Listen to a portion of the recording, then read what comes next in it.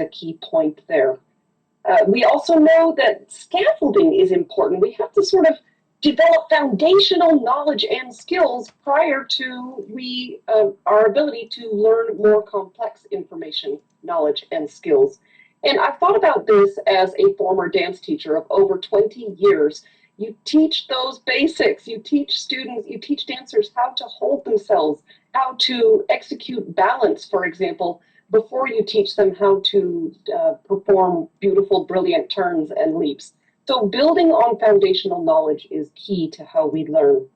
We also know that students need to be able to understand how they're doing. Are they on track with their learning? We know that a significant challenge that students experience is to go into a test feeling confident and then really not perform the way that they were expecting to be able to perform. So helping students know if they're on track with their learning, and I'd like to think about this in terms of literal target practice. Imagine an archer with a bow and an arrow. That target is there to help the archer know, right? Thank you, Adam. Help the archer know if they're going to be on target and what adjustments they need to make in their approach as a result. We also know that learning takes work, right? For deep and durable learning to happen, it requires friction. It requires work. It's not going to happen by accident, and it doesn't happen without meaningful effort. I like to think of the way that Jose Bowen talks about this concept. He says, if you go to the gym and you hire a personal trainer, and that's the only person who does the push-ups, well, that person's getting stronger, not you. In the same way, our students need to do the work that's involved in learning. And for any of this to happen, it's very important to really help students feel welcome, valued, seen and safe and respected in our learning communities. And I'm going to talk more about this later, but suffice to say for right now that when students don't have a sense that they are safe, you can't actually think at the same level as when you do feel that you can relax and focus all of your mental resources on the learning itself. So I hope that we're at about the summary slide here, Sean. It is kind of flying blind. Thank you, love it. Again, just a quick recap. We know that we have to account for what people already know. That's how learning happens. Not only do we connect that information, but it has to be organized, and the learner themselves have to do that work. We know that the student needs to see the value and be motivated in learning as well. It's important to develop foundational skills in an intentional sequence before we're asking students to do higher order thinking and tasks. We also know that students will benefit when they have a good sense of how proficient they are with the information that they are gaining. We know that it's important to do the work that is required, and that in order for any of that to happen, students have to feel safe and valued. Now, I took the liberty of including a little elephant bot icon here today because I think we have to recognize and acknowledge the elephant bot in the room. We are here today to talk about AI and how these tools can help us deploy and implement these principles of learning, but it's also the case that AI can be used to outsource our learning and to offload the learning. Today, we have lots of ideas to talk about how students are going to want to do the work of learning themselves. I just want to acknowledge that with the advent of generative AI, it's easier than ever, but that's okay because these basics, these principles are still going to stand us in really good stead. Great.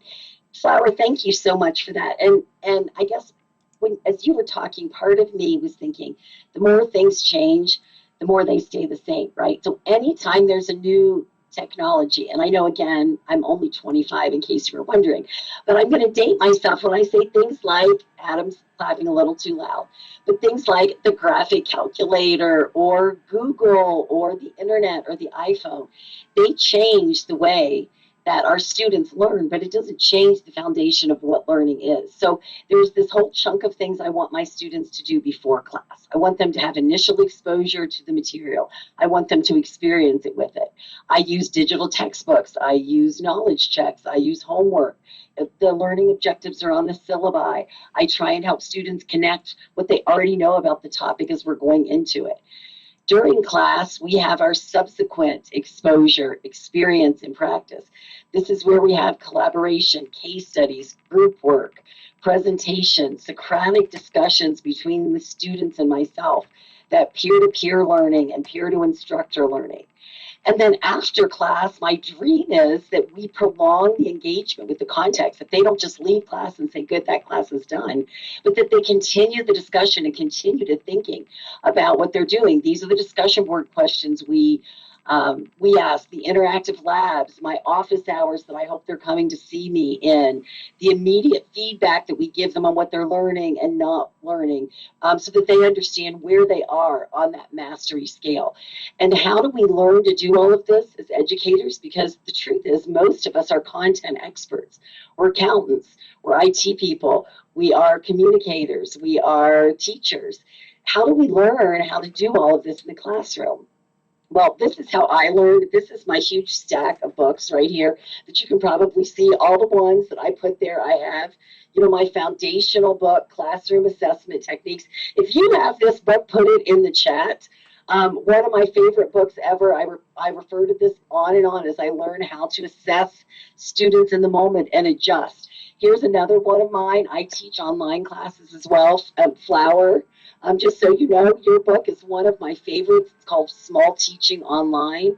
And it's one of my favorites because it gives us quick and practical tips about how to do the things, how to build community, how to evaluate if a technology is good to use or not, and so on. So we have all of these resources. But here's the thing. When AI came out, it has changed so much of what my students are doing and what I'm doing in the classroom. Here's some of my new books. I put them up there.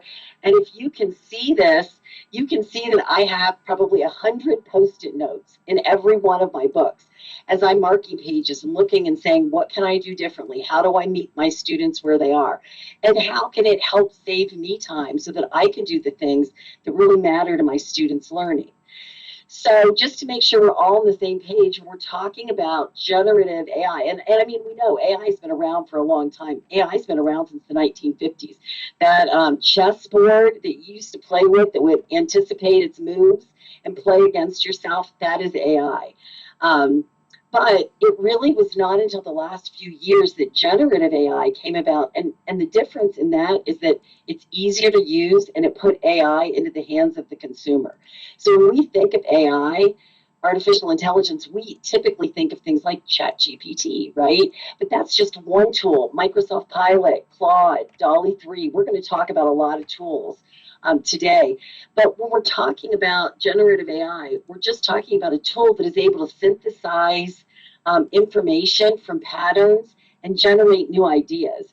So it augments our ability to learn and create. It will never become human because it can't make human connections.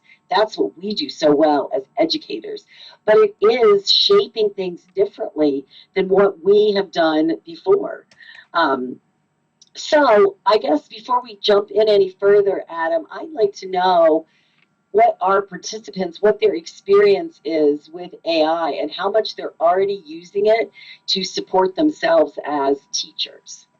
Yeah, thank you so much, Sean. So I'm really excited about our spooky poll. As many of you probably know, tomorrow is a candy-filled day, and so we'd love for you to enjoy our Ghostbusters theme poll. Let us know which statement best describes kind of where you're at with AI right now. So if you're an A, maybe it's, oh, I'm too scared, not quite ready yet. Maybe you've watched a certain movie or sci-fi movies. Maybe HAL rings a bell, it scares you a little bit. Maybe you're not afraid, but there's just too many options and you need help. Or maybe you're in the camp where, hey, you're starting out, you're using some AI for just some basic tasks. That's what letter C is. And then finally, D is I'm using it at a really high level. So I think we'll run this poll for just a little bit longer, and we'll see where you all stand here. And don't worry, wherever you're at, it doesn't matter. We have kind of an assumption based on what that research is, and then Sean's going to go over that in just a minute to kind of see how higher ed as a whole is adopting this and using this. And so, yeah, can we see those results? Okay, great. Okay, so yeah, 31% of you are in that B bucket, which is, I'm interested, but I don't even know where to go, right? A lot of you are using it at a basic level, and then we got some super users as well. All right, this is perfect. All right, well, yeah. Sean, why don't you put this this informal poll into national research light for us? Yeah, so this is pretty consistent with what we would have expected. ACUE, the Association of College and University Educators, just did a really great research brief, and it was looking at how are educators, higher education, how are teachers using AI in the classroom? And if you look at that middle graph there, it says that about 40% of faculty are using AI to support their efforts in their courses in some way, which means about 60% aren't using it, which is pretty consistent with our poll, right? About 40% fell in that top, and then the other 60% in I'm just getting started, or maybe still a little bit concerned about it. If you also look at this, about 65% of faculty don't feel comfortable using AI at all. And here's something that I thought was really interesting. If you look at that picture on the right, only 16% of faculty have received any kind of training on implementing AI into their courses.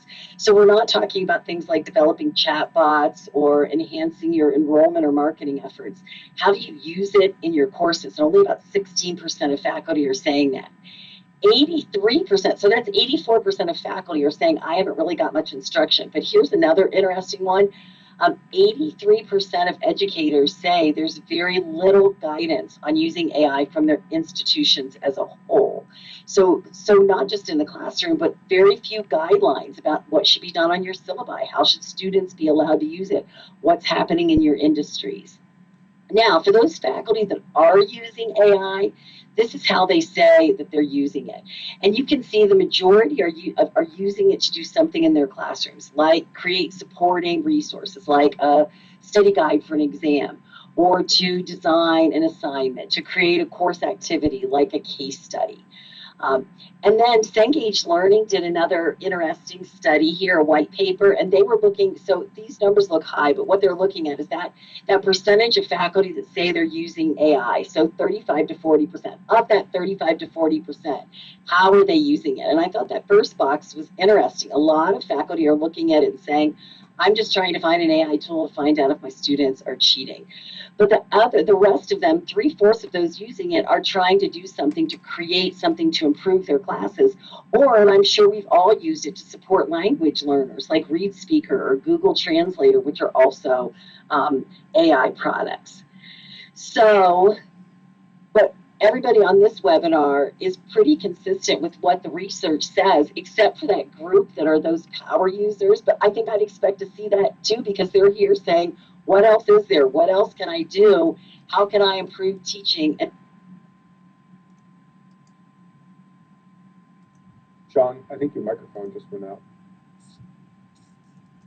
So while you're getting your microphone, I'll take it from here. So we're gonna go back to the basics. So what Sean said that I thought was just super interesting, right? Is the more things change, the more they stay the same. And Sean, you did such a great job of showcasing how while we have all these new technological advancements and we have all these new tools, as you call them, coming out, the reality is that what Flower said is so important, right? It's still the learner who is doing the work, and therefore, even with all these tools, we still need to find ways to get students engaged. And so when we talk about going back to the basics, it's kind of a fun kind of play on words here, right? Because the reality is that the research on teaching and learning is pretty timeless, right? If we do these 6 things, right, we're going to feel really good about the outcomes in our courses, and I think our students are going to as well.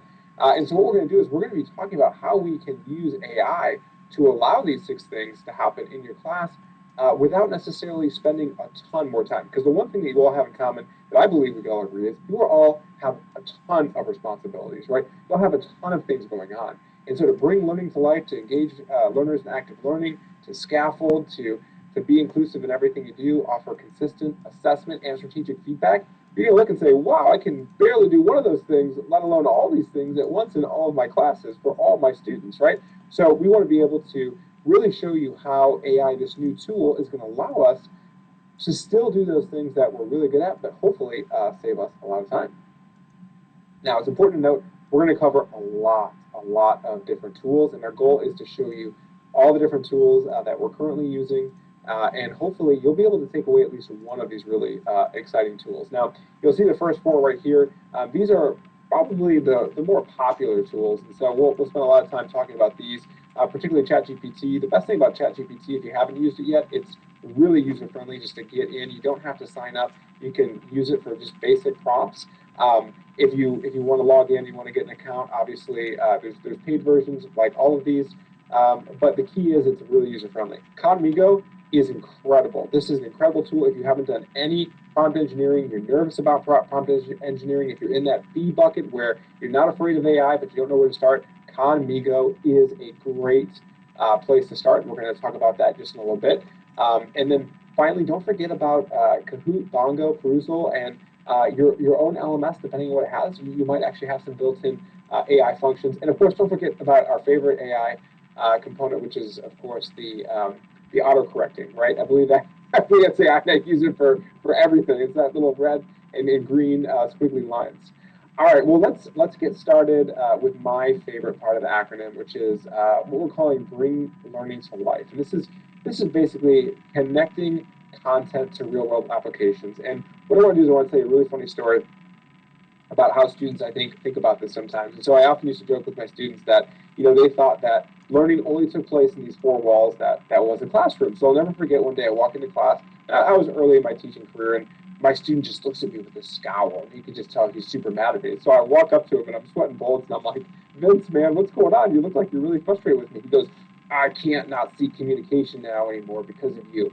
And I said, well, what do you mean? And Vince is like, I was watching a movie this weekend with my girlfriend, and sure enough, all I could see was conflict strategies and how they were using conflict strategies poorly, and it was all because you were so adamant about teaching conflict. I was like, well, Vince, I'm like, that's the whole idea. Is you're supposed to apply this stuff to your world, because if you apply it to your world, right, that increases the motivation, like what Flower said. So obviously, it's clear that if we can bring learning to life or make it applicable to the learner's world, right, they're going to have better recall, and obviously it's going to increase their motivation. And I noticed that someone in the chat had talked about expectancy value theory, and that's exactly it, right? It's going to make it a lot more enjoyable for them if they can say, oh, I can use this stuff.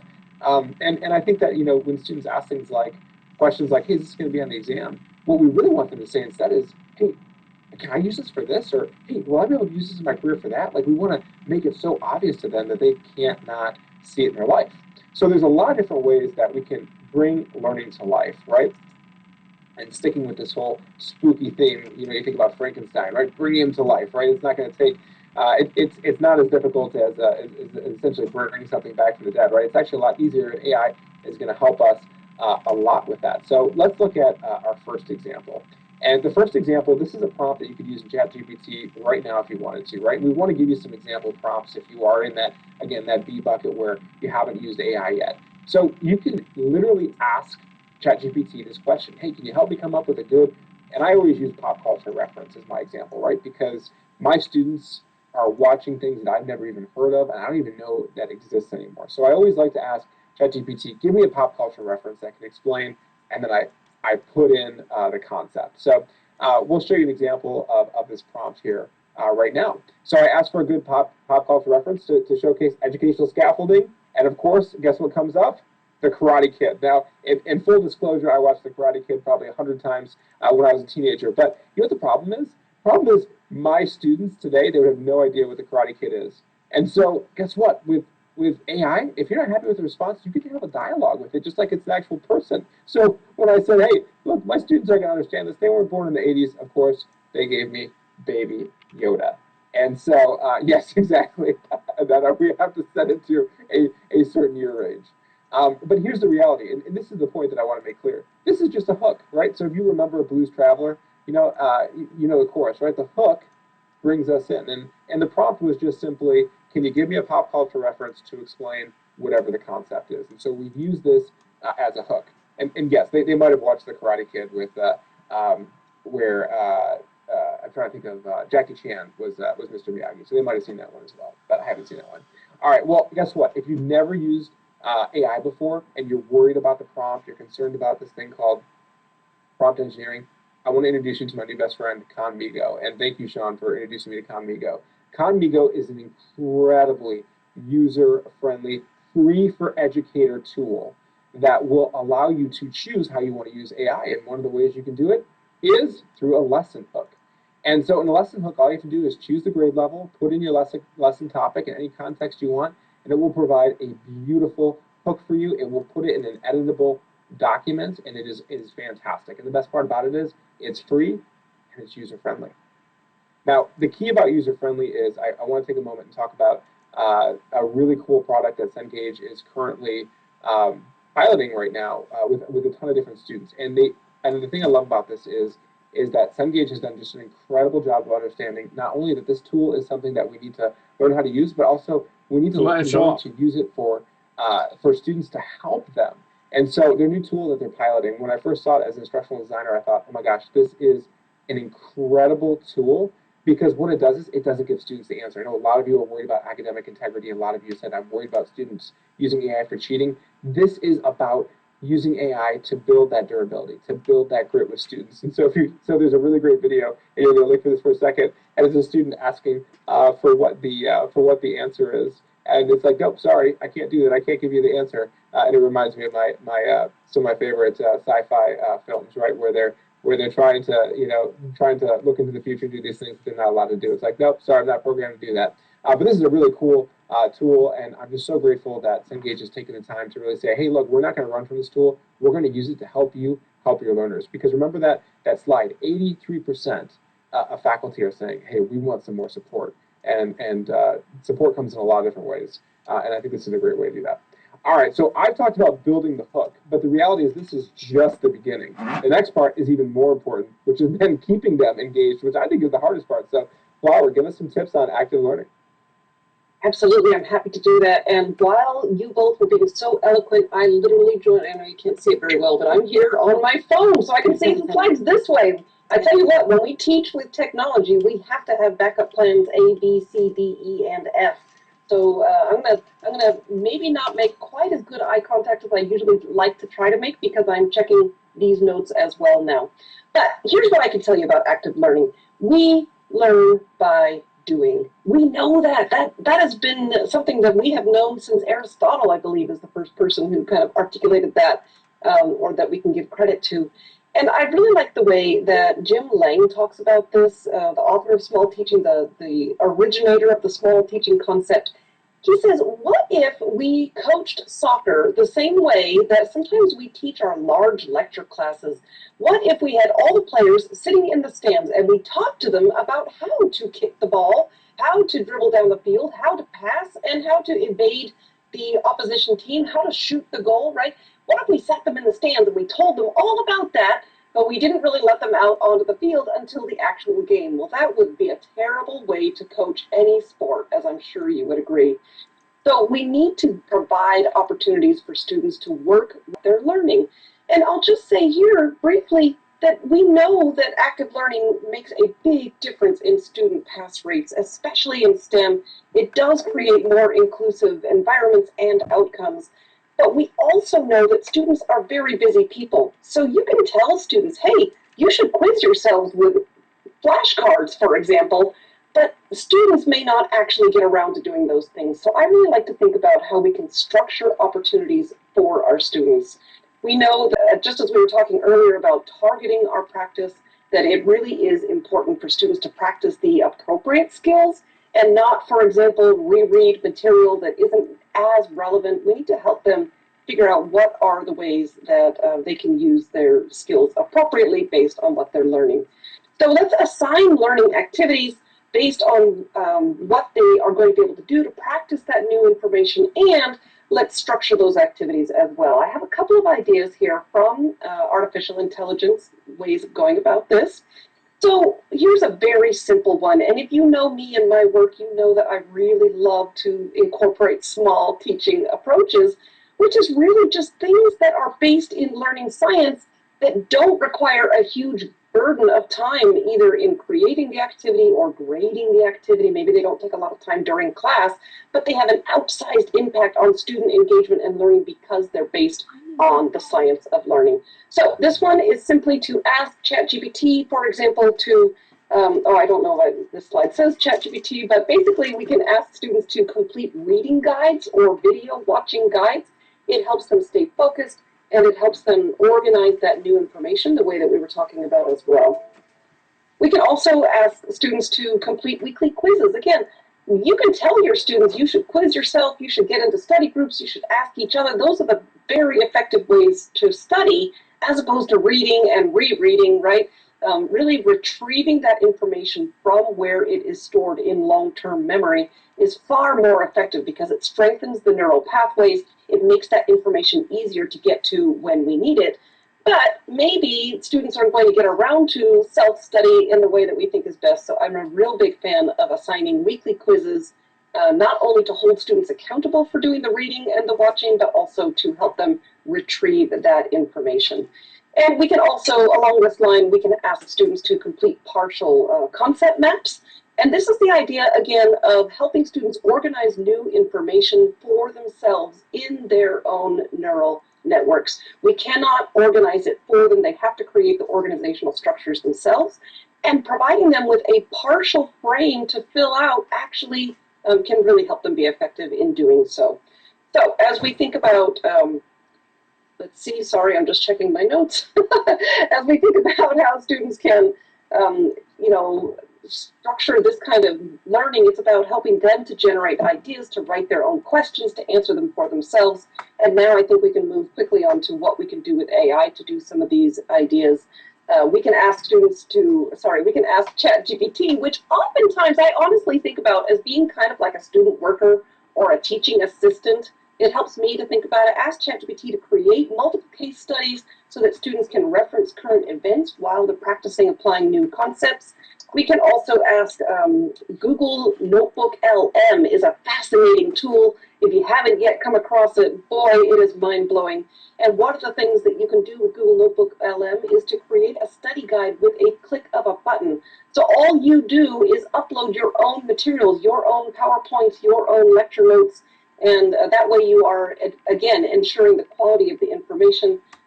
So Google LM can provide really great study guides as well. And Sean, I'm going to turn this back over to you to talk to us about how we can scaffold this learning experience for our students.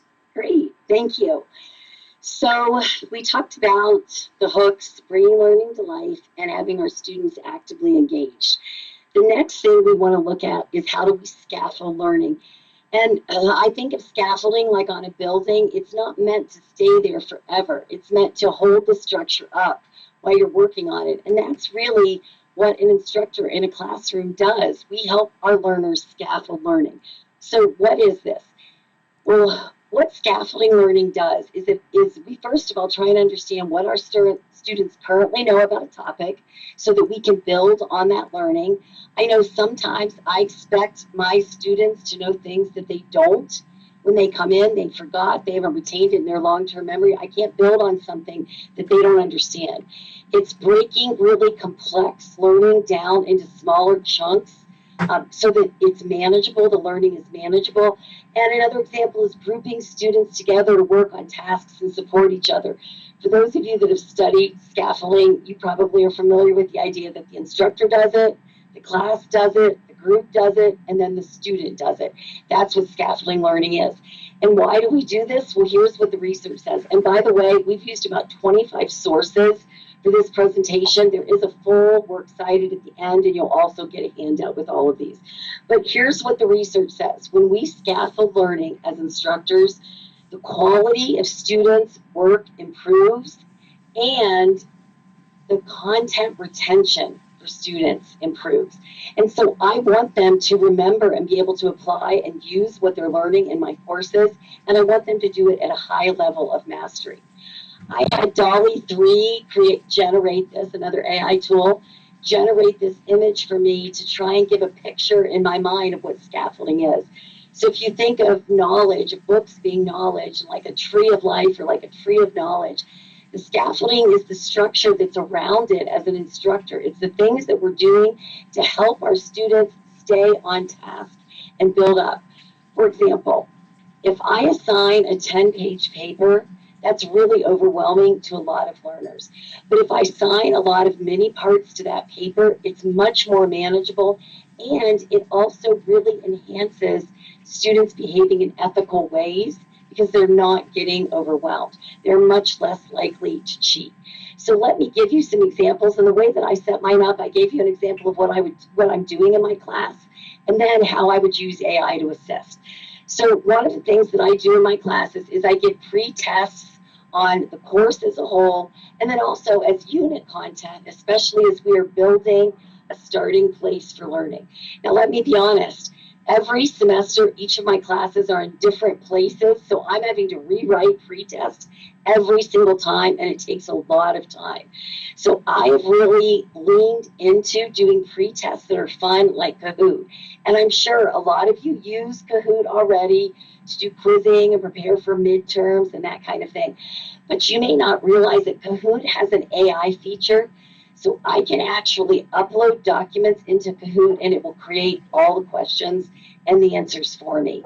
That saves me a tremendous amount of time if I've just finished something and want to do a pre-test on the next unit. I can also send this Kahoot out before class, that before class learning, and then I have all the data. How much does my class know as a whole? And I can even look at individual students. How much do they know? How am I building on this next set of knowledge? So this is a great way to let AI take some of the burden of the work off your shoulders. Here's a second strategy. When my students come in, they're learning how to annotate their chapters. They're learning how to discuss key concepts. They're learning how to try and figure out what's important in this chapter. And in my analogy, we might do the first chapter together. Or I may use something like my textbook in MindTap. And then I can leave my students Post-it notes, or I can highlight things for them. And then the next day, I'll have them do it together in class, and I'll give them some outlines or blanks with notes in it, and they have to fill it in as a group as they're going through together, which is wonderful. But again, it's very time consuming, and it takes a lot of my class times. So here's an AI tool that I found that I absolutely love, and I'm curious if any of you are using it. Put that in the chat and tell your peers how you're using it. We've got a couple people here at the university that are real advocates for this. Dr. Maura Grady and Dr. Richard Gray come to mind immediately. But almost any publisher text or PDF you can put into perusal. It is free. And what it allows students to do is to go in and read the text together and to annotate it together, to leave each other questions and comments and feedbacks. And in my classes, this is all before class starts. I'll record a short lecture. I'll make them listen to that. And then I'll say, now you're going to read the chapter. And I want you to comment in 3 different places in this chapter, something that related to the lecture that you read, or give original examples. And you must comment on your peers. And so you're saying, oh, this is kind of like a discussion board. It is, but it's the point of context in the textbook. And here's where AI comes in. It uses algorithms to grade the students' posts for me. So instead of giving a quiz or having the lecture stop and students answer a question, it uses these algorithms and it grades their responses. And it grades them on several, different things. It grades them on how involved they were. It grades them on how many posts they have. It grades them on how many times when you like a post, it gets bumped up to the top. How many times your posts were liked or bumped up. So it looks at all of these different algorithms to say, this might be a good grade. This is probably predictive of how much the student really uses. Now, for mine, they're very, very low stakes, 5 points. So I let AI grade their participation, but it really gets them in the chapter and not just answering a discussion board question. It makes it very easy to put that question into a tool and have it spit out an answer. They're really having to do the work here. And it's not taking up my class time. They're coming in with that knowledge level thinking already done so that we can move into that higher level thinking. All right, let me give you one last practical strategy with scaffolding. And I mentioned this in the beginning, breaking big projects down into smaller tasks. So for example, right now, my students are working on an informative speech, and we have 8 weeks until they deliver that speech.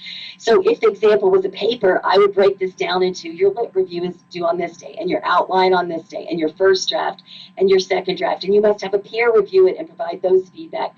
Now you must go to the writing center. Now you must have a final draft in. So I break this down, that scaffolding, and then they're getting feedback throughout. Well, here's a really great thing that ChatGPT can do for you. I put in my project and I will put the criteria in. I'll upload the criteria and then I will ask it to break it down for me for multiple milestones throughout the semester.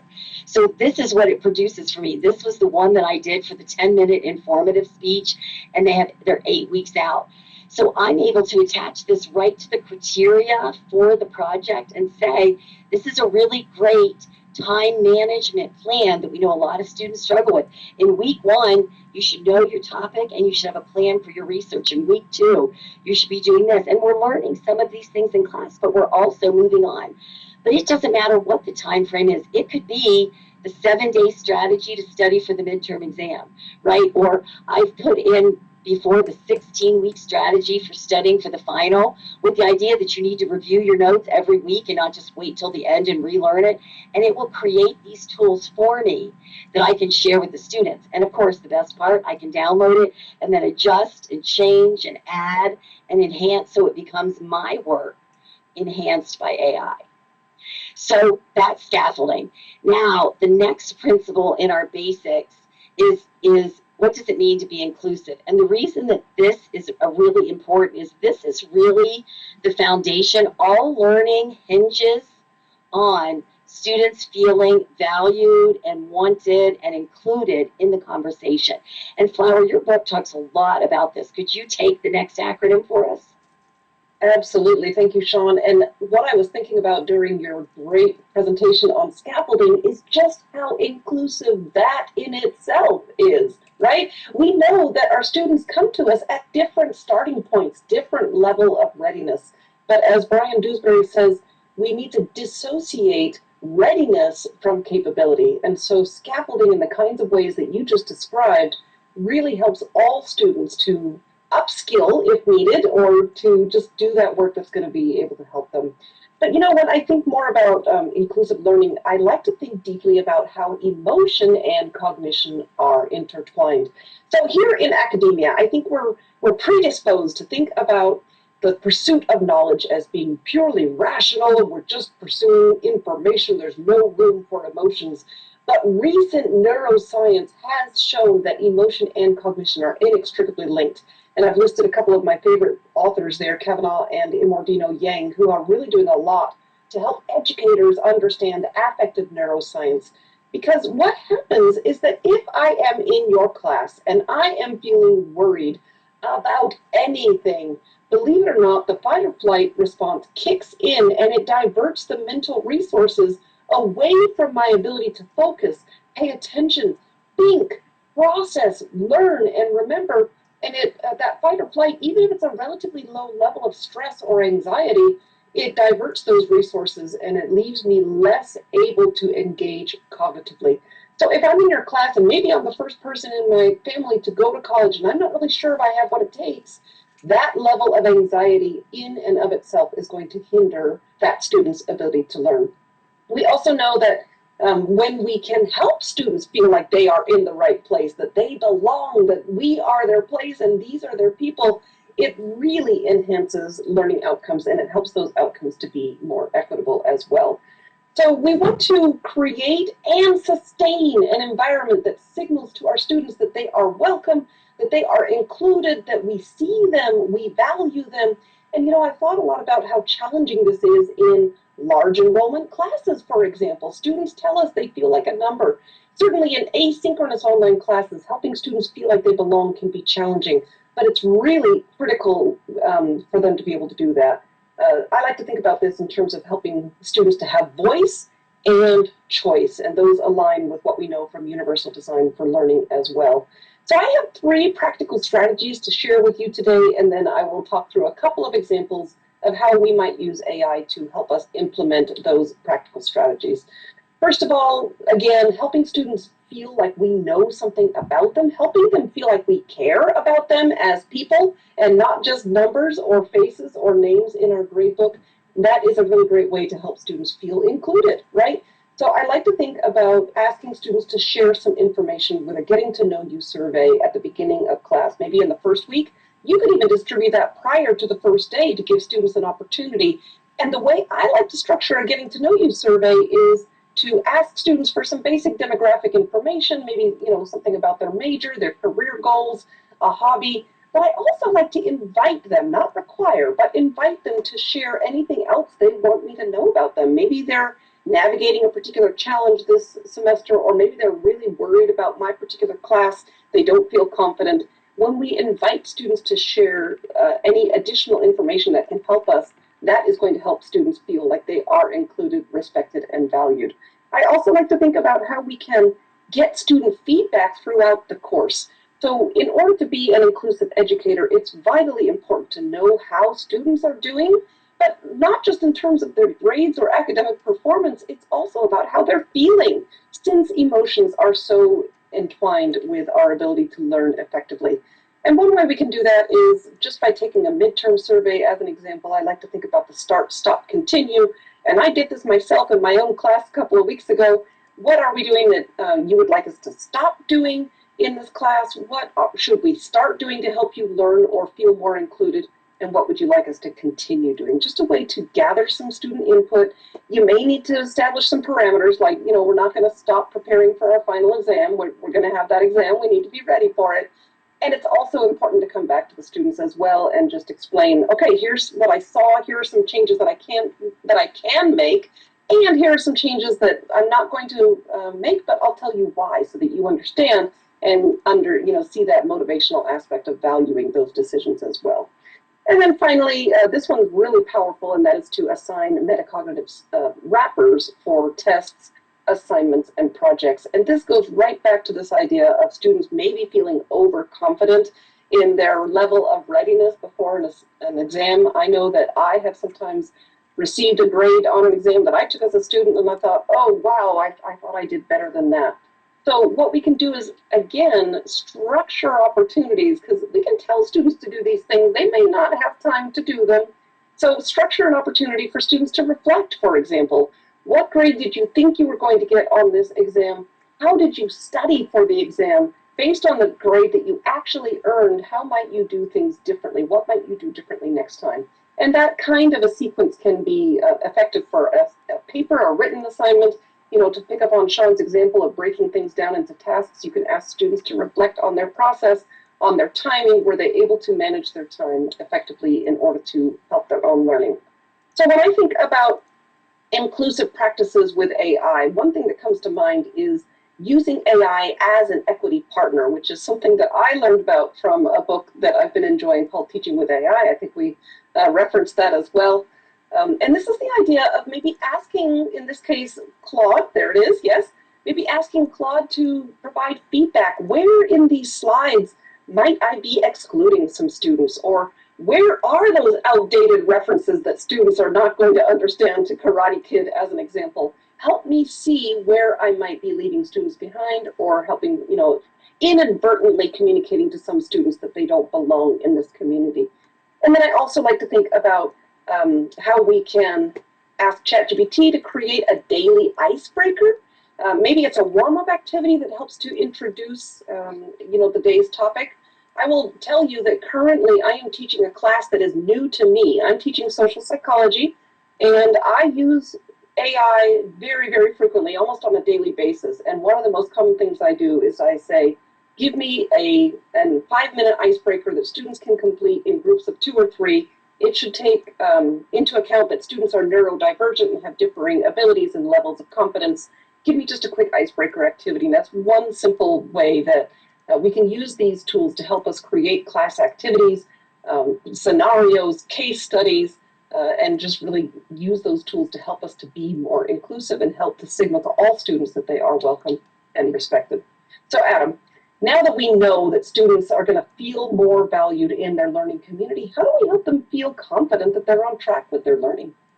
Thank you so much, Flower. By the way, I love your ideas. I was mentally taking a lot of notes there. And one of the things I want to say too that I love that that Flower and Sean have done so well is that these ideas that are difficult, right? Like for Flower, for you to be teaching this new class, right? To not know this stuff like the back of your hand, right? To be able to go to AI as a starting point, I think is so important. I know that there's a lot of concerns about AI as a whole, and one of the great things if we just treat it like a first step, right? It's not the end, it's not the last response, it's the first response, and we can use that to help us get over that initial hump. So very, very well said. I love that. So one of the things that I find that's really difficult, especially at scale, is assessment. And we've got a lot of questions about academic integrity with the use of AI, and hopefully we'll be able to give you some proactive ideas here, and instead of reactive ideas. By proactive, I mean creating assessment that, like you said, Flower, makes students feel confident. It gives them opportunities to fail without the pain of really failing, right? But a way for them to check themselves before it's too late, right? So when we talk about consistent assessment, it's about evaluating progress throughout the semester and not necessarily performance. I think that's a really good distinction to make. And so going back to my favorite book, also named after my favorite play, Cats, we can see there's a lot of great opportunities to do that. But when we think about Cats classroom assessment techniques at scale, it can be really difficult for a lot of reasons. Number one, obviously creating them takes a lot of time, and then number two, assessing it, right? That can be really difficult as well. And so one of the things that we're going to talk about is the opportunity to do practice problems.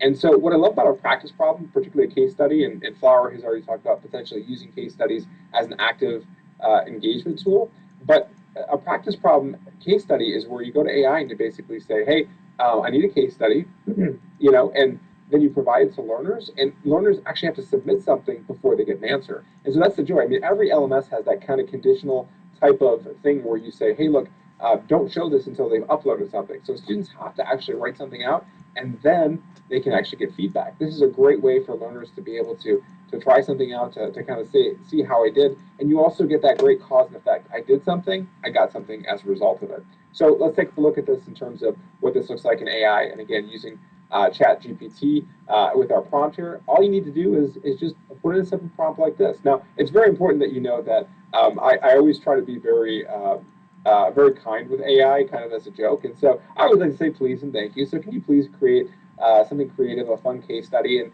I needed to highlight these following concepts. Now, I've done this with the School of Veterinary Vet Medicine at Purdue. I've done this with the Electrical Computer Engineering Department at Purdue as well. And so this works all over the place. And it's incredible with what ChatGPT or any of these free scaffolding tools can come up with. And I believe Conmigo actually has a case study option as well. So thank you for nodding your head in agreement. So this is kind of the first thing I came up with. Look, it even comes with instructions. It gives you part one, and then of course it gives us that sample answer. And there's even more to it. This is just one small screenshot. The next slide shows you even more information here, giving all this information about this case study scenario where I'm asking students to think about how AI could be used to create a tutor. And again, the joy of this is that I'm not creating this. I'm using AI to help me start this from scratch. And so now I'm not worried if this necessarily goes out to the world, because at the end of the day, this is for them to check themselves. Now, another big thing that we see a lot is quizzing. And I think quizzing is really effective. One of the things I noticed is that you can very easily use ChatGPT uploading a captioning file, a PowerPoint, a PDF, whatever you want, and it will read that information, and it will create a walled garden that just basically says, okay, I'm only going to pull quiz questions from this content that you've given me. And I use that to create mastery quizzes. Now, why do I do that? This is an example of one that I used from a captioning file. You can not only see that it gives me the 4 options and the correct answer, but it also gives me correct and incorrect feedback. Now, I have a couple different options. I can copy and paste this into my LMS. I can ask it to put it into an LMS-friendly CSV. There's a lot of different things that you can do. But I give my students unlimited times to take this quiz. And believe it or not, in a graduate level electrical and computer engineering course, we have students who take these quizzes upwards of 6 times. You know why? Because they want to get this information. Someone who takes a quiz 6 times is not using AI to find the answers, because psychologically you're saying, I trust you, but more importantly, I trust the process, and I want you to trust the process too. So by giving them these opportunities to take these quizzes over and over again, oftentimes these are ungraded. Sometimes we say, okay, fine, you can take this as many times as you want. We'll take the highest attempt, and it will only be worth 5% of your grade, but that's enough motivation to move them forward, because now they're not worried about the one chance they get to take an exam. And the piece of this is, some of you might say, well, this is really idealistic, but the piece of this that goes to the academic integrity is we're saying, no, we want to watch you through this progress. We want to support you through this process. And so by changing the stakes and making this lower stakes, you're taking advantage of the testing effect, which increases motivation, and of course, recall. So very exciting stuff. And again, this is already using information that we have. And so it's a very helpful tool. And hopefully you can see at scale, this is a great way to help learners evaluate progress and help them so they don't get to the midterm and say, oh my gosh, I didn't know this after all. Yeah, you know, Adam, I love that because you're giving us a lot of different options. I'll tell you, for those of you that are participants, I'm in love with Conmingo, which is made by Khan Academy, because it has like 50 different options. So I want a case study, I want a quiz, I need an icebreaker activity, I want a hook to get my students involved, and then you put the level, the topic, and it gives you some really great things. And everything that's in Conmingo is it pulls from data created by educators. So I worry less about incorrect data or hallucinations or data that's not inclusive and so on. So thanks for that. I'm going to wrap us up with the S. And the S is strategic feedback. And all of my educator friends on here know this is what takes us the longest amount of time as a great educator, is to give individual feedback to students to help them understand what they're doing well, what they need to work on, how they need to work on specific things. And if you're like me, I'm sure more than once on your course evaluations, a student has said, I didn't get any feedback. And you've literally worked your heart out to write notes on their papers or put things in their LMS. So strategic feedback is key, but I am certainly aware of the amount of time that it takes. So when I'm looking to AI, I'm looking at how can I give students consistent feedback that will enhance what I'm doing. Here's what the research tells us. The reason students need consistent feedback is that it improves their learning. They will learn more and they will master the concepts if they get consistent feedback at strategic times. It can't be at the end of the semester. It has to be in place that they can improve what they're doing. And the other thing is peer feedback. That peer-to-peer learning is incredibly important, both in students learning and retaining information, but also in building self-efficacy.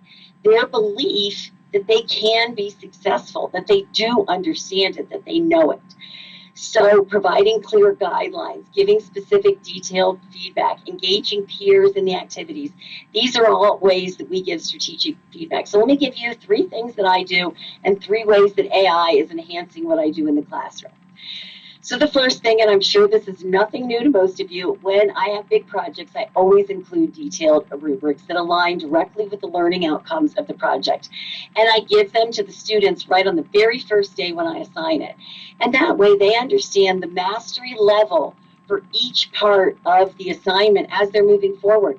And hey, if a student is okay with the C, that's okay with me, if that's what they want to work for, but they know what they have to do to get at that level of mastery, what an A mastery looks like.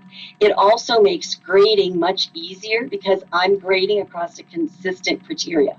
Now, rubrics take time to develop, and they take time to develop well. So here is an AI strategy.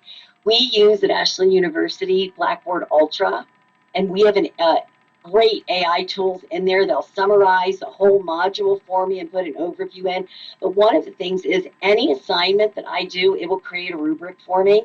And I say how many categories. I can adjust the scale to say this is a 100 level course, this is a graduate course, this is the first course they'll have taken, this is a course they should scaffold knowledge on. And it will create an entire rubric for me. I will adjust it, change the points, read you some words, but then when I grade the paper in the LMS and I click on one of these boxes, you're developing in this, you're proficient in this, it only pulls that feedback up in so they can see how they scored on that. They've got the whole rubric, and then I can put my individual feedback. It has saved me a tremendous amount of time in grading. I allow my students to respond to my feedback for additional points because I know that's where the learning comes, when they come in and they look at what they did and what they might do differently. Which leads me to probably my favorite thing that I do in my classes, and it's called double exam. I'm sure some of you do this. It comes from this great book, Learner-Centered Teaching by Mary Ellen Weimer. I was in a faculty learning community, and I learned about this book.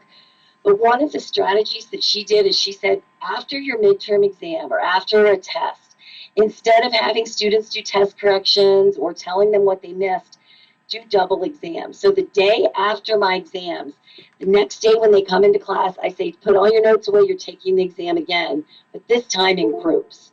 So I have them retake the midterm examination in groups, and they debate every answer.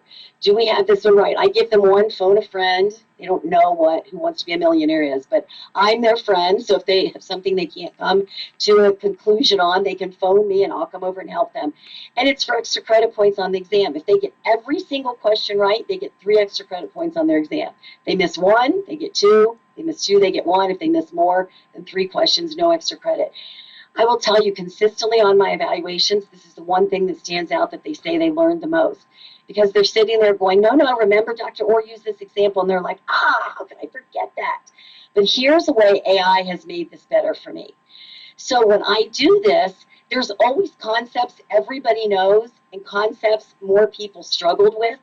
So what I've been doing is when I do my double exam, I put my exam into ChatGPT and then I say, rewrite this exam, but put more emphasis, add more questions on these things. So this was actually from my midterm exam I gave. So several students didn't get the definition of communication right. They really could not differentiate regulative rules, and they didn't know the types of power in groups. So this is what it came out for me. It gave me a whole new exam to do double exam on, and it put more emphasis on the concepts that particular class didn't know. So it just enhanced this activity that we were doing. Let me give you my one last strategy for this as we wrap up. And this is using an AI coach. So there are a lot of AI coaches. There's a lot of research about the efficacy. And of course, this is emerging research, right? AI as a readily available tool for us is only a few years old. But I teach public speaking. So my students, I know they get better by practicing and getting feedback, good feedback, right? And it's the reason evaluating is at the very top of Bloom's taxonomy. It is hard to evaluate somebody else and give them good feedback, right? So in my classes, I use Bongo. It's built right into my textbook. And what students can do is they give their speech, and then AI evaluates their speech based on a bunch of criteria. And it says, here's the things that you seem to do well. Here's the things that you probably need to continue to work on. And then they can do their speech again, and it gets a whole nother set of criteria. And it looks at things like delivery, like fillers and speaking rate and inclusive language. It also looks at content. It looks at how many citations they give. It looks at eye contact. It looks at all of these things that I would evaluate students on. And I have several days that they can come into the classroom and practice their speeches in front of me. But when you have 120 students a semester, I can't be there for 2 weeks solid to listen to speeches, to listen to practice speeches. They can do this 5 or 6 times, and AI gives them their feedback. When it's my online classes, I have them do this, and then they can elect which version they want to submit for me to grade. So they may do it 10 times and then pick their best version, but they get some really outstanding feedback from this. Now, I do just want to mention, there's a lot more AI coaches that are out. There's a lot of research, emerging research. This was an article, you may have seen it, from Harvard, and it was looking at the impact of these AI coaches. And this in particular was looking at maker spaces in this study, because we know when students are in maker spaces, they need a lot of encouragement, they need a lot of feedback to pursue. And this is what their study found. They found that an AI coach does a good job at using supportive language, at valuing the strategies that they came up, but it needed a large class size and a lot of information to provide actually really good feedback. And what they found is that it can't replace the feedback that the human gives.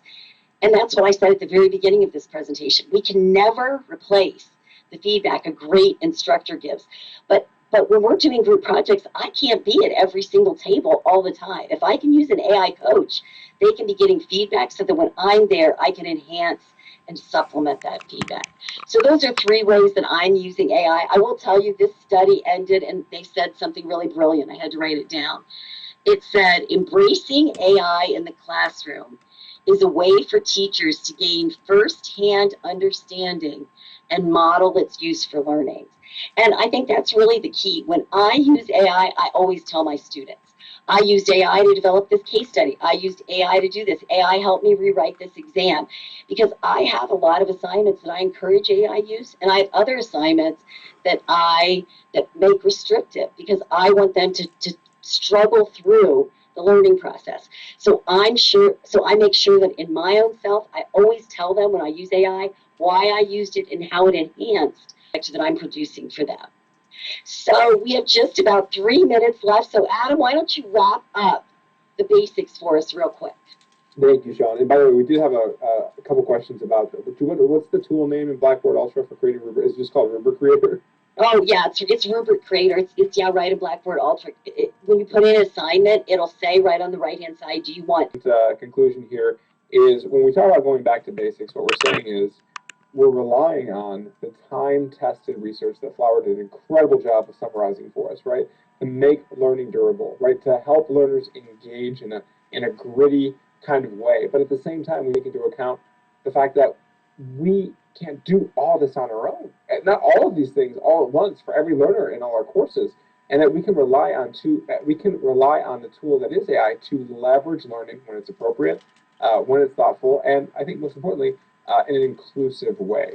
And so it's really important. What we try to do throughout this entire workshop is say, look, AI is here, just like the internet is here, just like smartphones are here, and it's our job to really use it in a meaningful way, so that not only so that we can leverage learning, but we can also help learners understand its utility, right? Because just like we said, educators are looking to higher ed saying, hey, we need more support, and our students are looking to us saying the same thing.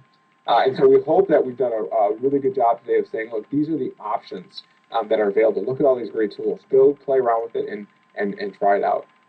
Great, thanks, Adam. So as we wrap up here, if you all would put in the chat, what's one thing you're excited to try in your own classes next semester, or even in the remainder of this semester? I know we have 6 weeks left. What's one thing you're hoping to incorporate into your classes and try? And I'll ask my friends on here. Adam, let's start with you. What's one thing you're hoping to try? Well, actually, so I got to go into Conmigo more. You just showed it to me last week, and I'm just amazed at all the options. So that's the first thing I'm going to be going into is using Conmigo. Okay, great. Flower, what about you? I love the idea of using AI to create additional examples or questions or case studies based on where the students are sort of struggling, right? Your idea from the double exam, and then that can be expanded to just, here's where people are struggling, here's a bottleneck, help me create more of these things. Love that. Great. I was originally going to say Conmingo, but now I've decided to change my answer to Flower's example with uploading your lecture notes. To say, is there some place in here that I'm not being inclusive? Is there some place in here I'm using language that's not inclusive, or examples that are too one-sided? So I really like that idea of my own continued learning. So I'll be excited to look at the chat and hear the things that all of you, Flower and Adam, thanks for being just really great co-presenters in this. I know I learned a lot, and I'm sure our presenters did as well. I'm going to just flip through these so that everybody realizes we do indeed have a works cited page. We tried to put those on the slides, but we have all of the sources and all of the books and everything, and you will be getting a copy of all that. So thanks so much for joining us today, and I'm going to turn it over to Mark. Thank you, Sean, and thank you, all three of you, for such an insightful and packed with all kinds of suggestions. I love all the comments that are going on in chat. I love the idea, and several people indicated they love the double exam idea, which no student loves exams, but I can see the real power and impact of that approach along with everything else. So just to remind everyone, thank you for your participation in chat, which was quite active. The PowerPoint slides, the cited works, and the recording will be posted to cengage.com/empowered-educator. That'll be next week. You as an attendee and a person registered for this conference, you will also get that email to you. Along with those who attended today will get a certificate of participation. So be looking for all of those. And last but not least, some of you have asked if this is a series of webinars. This is not, but we do have a 2-day conference coming up in February, Empowered Educator Online Conference. Be looking in early January for that registration page to go live. Again, that'll be at cengage.com/empowered-educator. And we have, during that 2-day conference, we have 2 keynotes. Corbin Campbell, who some of you may know her name as well, from ACUE, which Flower, you came to us as a reference and a recommendation from ACUE. Thank you for your participation here, as well as Corbin's keynote in February, as well as Matt Larson, who is at the University of California, Los Angeles. He's a senior instructional designer, and he's also a keynote, along with 16 other concurrent sessions from peers just like you. So be looking for that. And the theme for the conference is going to be Reaching Today's Learner, Impactful Teaching Practices in Higher Ed. Some of the sessions are on AI, some are completely not AI related, but they are all impactful ways of improving learning in higher ed, which is what today's session was all about. Thank you, Flower, thank you, Sean, and thank you, Adam, for all of your time and effort and for everyone's participation today. We appreciate it. Thank you, bye-bye.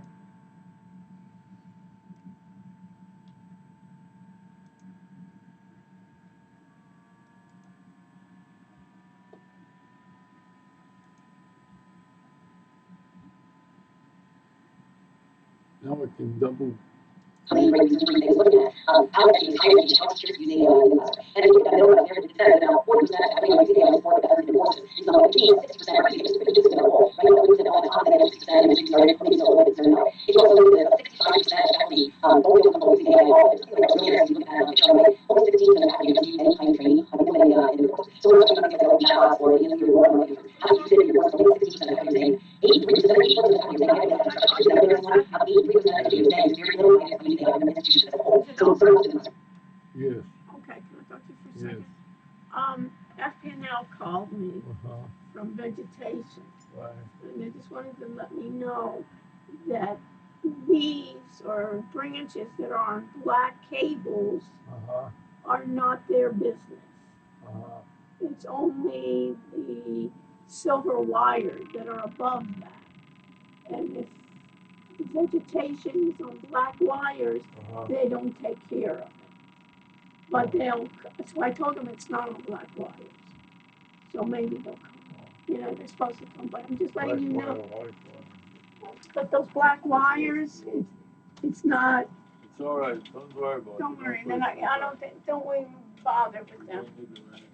You know, If they man, want. they can come. So I said, let them call me, because I can't assure that they'll call you. Fine. You know what I mean? It's not Yes. even. Now I had the summary. I paste the notes in the summary. Okay, so you have salads here if you want to eat, Then I okay? scroll down I'm fine. going to my class, okay? All right, I'll see you later. Yeah. Scroll down, I save it. So now I have chapters. And I want to add tags also. So I click the tag button. And I add the batch tag. Then I add the videos tag. Then I add the lanyard tag. I got 3 tags. That will be good enough for now.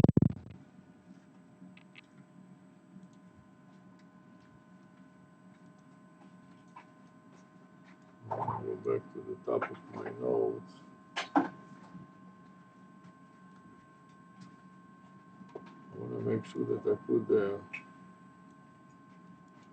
copy the Loom video file name in my SAR file.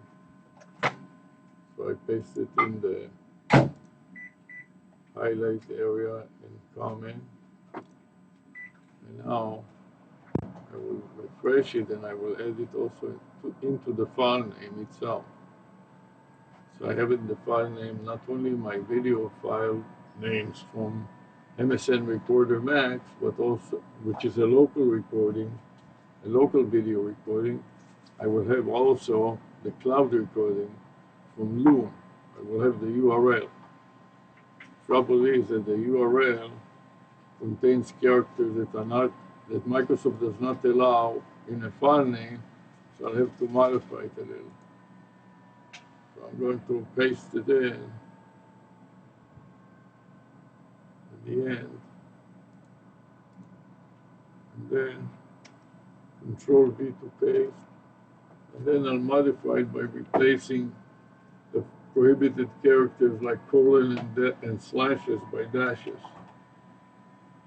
And otherwise I'll keep it intact more or less so I can easily regenerate it.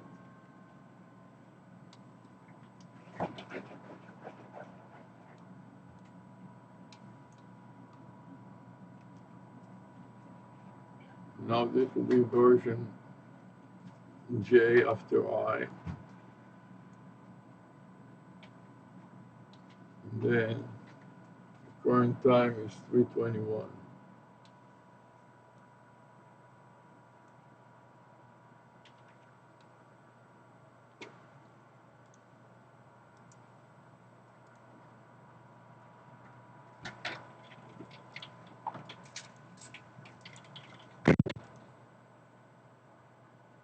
And the problem is it becomes too long. So I want to trim it a little bit. Probably it's perfect training. Fine. Got it? Yeah.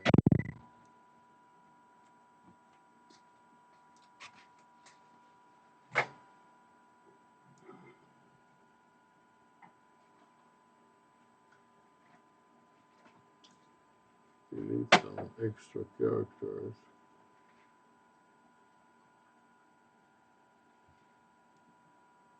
And the repetitive.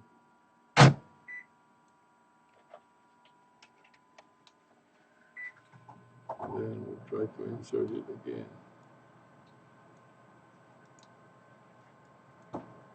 Now the length is fine. I can copy to the clipboard buffer, save it, and then review additional details.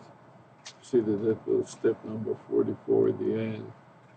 As I start the last one, add a comment for the previous psr.exe file name.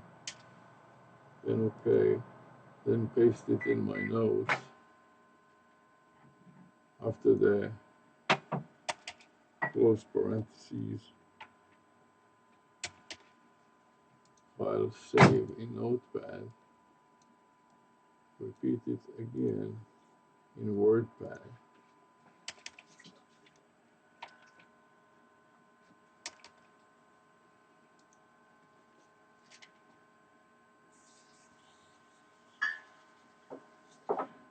I want to shut down the video recording and play it back to test it. So we'll start with Cyberlink first, stop it first, and then double click it to play it back. As I'm trying to ever use the iView camera glasses. This is pretty good, so I X out of there. And I'll stop MSN Webcam Max and double click it to play. Only is I want to take a moment and talk about This is perfectly really good sort of too. And finally, the last thing that I need to stop and test is MSN Recorder Max. So let's see if I can stop and test it.